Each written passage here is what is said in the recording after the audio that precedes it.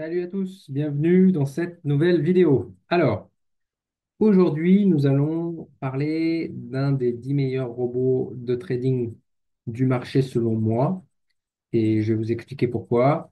Euh, le premier robot dont j'avais parlé, c'était Forest Gold Investor. Donc, comme vous pouvez le voir, donc Forest Gold Investor, c'était cette ligne-là. Donc, c'était ce robot qui avait un historique de data sur 5 ans et 3 mois, qui faisait environ 1,39% de gain moyen mensuel sur les 5 dernières années, du coup, avec un drawdown max historique à 5,32. Donc, ce qui lui fait un ratio de 0,26. Forest Gold Investor, vous vous rappelez, c'était un des meilleurs robots, selon moi, du marché, qui fait partie de mon top 10.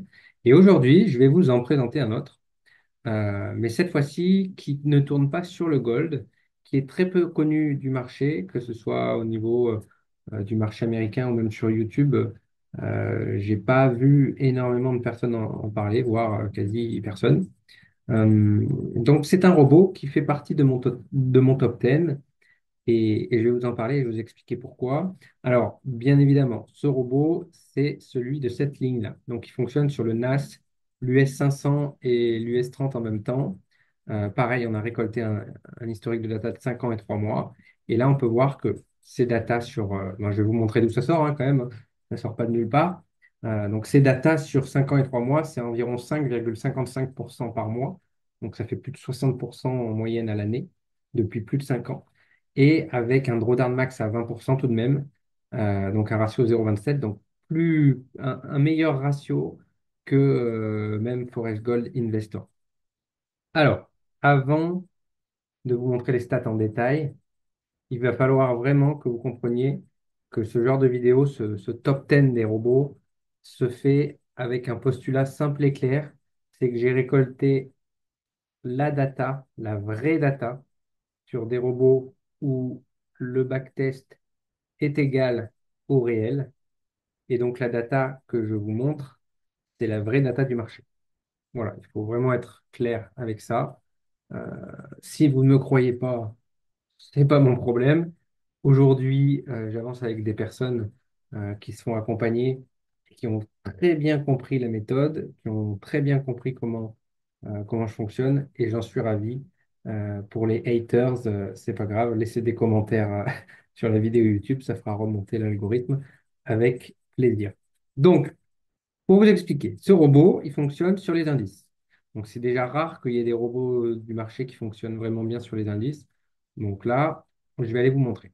Donc, on a récolté la data sur 5 ans et 3 mois. On le rentre dans notre logiciel. Donc, je vous rappelle, on récupère un fichier CSV euh, issu de la récolte de data pour l'intégrer dans cet outil. Cet outil, c'est quoi? C'est un outil qui va permettre de mesurer l'évolution de la balance et de l'equity en même temps pour savoir où se trouve le drawdown et où se trouvent les gains mensuels. C'est aussi simple que ça. Nous, ce qu'on veut, c'est avoir en direct, trade par trade, l'évolution de la balance, l'évolution de l'equity, pour retracer ce que l'on appelle le relative drawdown, c'est-à-dire le relative drawdown, c'est quoi? Ce sont les pertes latentes ou pertes réelles, une des deux. Donc, les pertes latentes ou les pertes réelles maximales, oui, c'est bien comme ça qu'on dit, maximales engendrées durant l'évolution des différents trades. Donc, en fait, nous allons, donc toutes ces lignes-là, hein, il faut comprendre une chose, c'est que ce sont des formules mathématiques euh, qui nous permettent d'arriver à ces résultats finaux. Et ces résultats finaux, c'est quoi?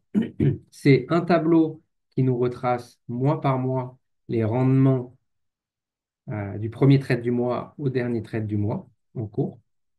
Donc, on a le rendement mensuel, mois par mois, de janvier à décembre pour chaque année. Le deuxième tableau qui nous intéresse, c'est le relatif drawdown du mois, du premier jour du mois au 31, ou au 30 ou au 28. Enfin bon, vous avez compris. Et donc, bien évidemment, en rouge, le plus gros, c'est le drawdown max historique sur toute la période.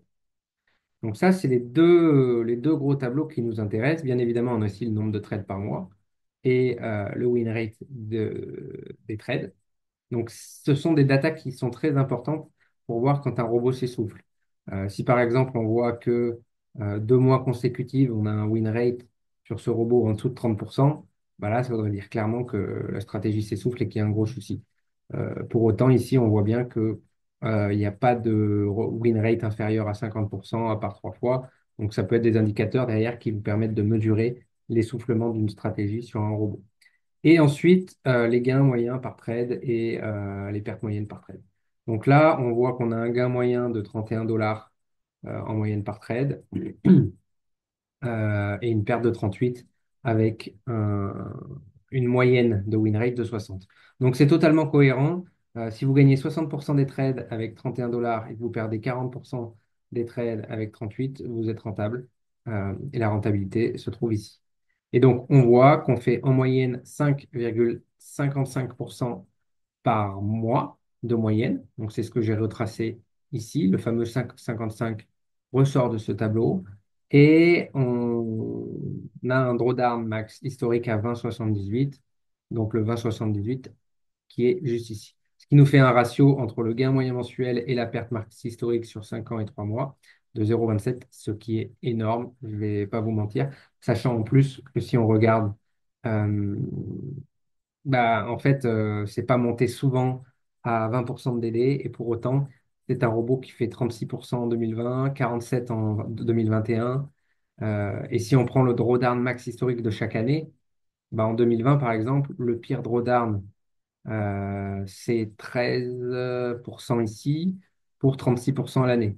Après, si on prend en 2021, c'est c'est 12,77 pour 47% à l'année. 2022, c'est 15,63 pour 114%, donc c'est énorme. 2023, par contre, bah là, c'est 20%, 39, donc là, c'est beaucoup moins bien. Mais en 2024, la stratégie se reprend puisqu'il fait 95% avec un drawdown max à 15, 18, à 18 ici. Et là, on est en 2025. Après 3 mois, bah, on a déjà fait 25% de gain, mais avec un drawdown qui est quand même monté en mars à 17. Euh, voilà, donc ça, il faut vraiment comprendre, ce sont des stats brutes. Après, moi, je ne les retravaille pas comme ça. C'est vraiment compliqué de travailler avec un seul robot, même si on sait que ce robot travaille sur trois actifs en même temps. Il faut comprendre que pour avoir une stratégie algorithmique qui tient la route, il faut plusieurs robots sur plusieurs stratégies différentes, sur plusieurs actifs différents, sur plusieurs styles de trading différents. Vous avez compris. Et là, vous créez votre MetaBot. Et une fois que vous avez des bons robots comme ça et qui sont diversifiés, eh ben, je vous donne juste un exemple, hein, mais ce robot-là, on divise le risque par 4 ou 5. On l'intègre avec un autre robot où on divise également le risque. Et là, vous faites des rendements stables et réguliers. Alors là, c'est vraiment expliqué rapidement, hein, c'est plus complexe que ça. Mais voilà, donc ça, c'est un de mes robots top 10. Je donne le nom de ce robot à toutes les personnes que j'accompagne. Euh, c'est vraiment important de comprendre que les personnes que j'accompagne, elles ont de la valeur plus, plus, plus. Elles n'ont pas besoin de faire toutes ces recherches, acheter des robots, essayer de décortiquer sur MQL5 tous les robots, savoir si ce prix-là, ça veut dire que c'est cher, donc est-ce que c'est bon, etc. Non. Donc c'est un de mes robots top 10. Il est sur les indices. Et pour ceux qui veulent en savoir plus sur le nom de ce robot et son utilisation, eh ben, je vous invite à prendre rendez-vous avec moi, monter en compétences, apprendre ma méthode, avoir mes robots que je mets à disposition et vous serez entre de bonnes mains. Sur ce, je vous dis à très bientôt.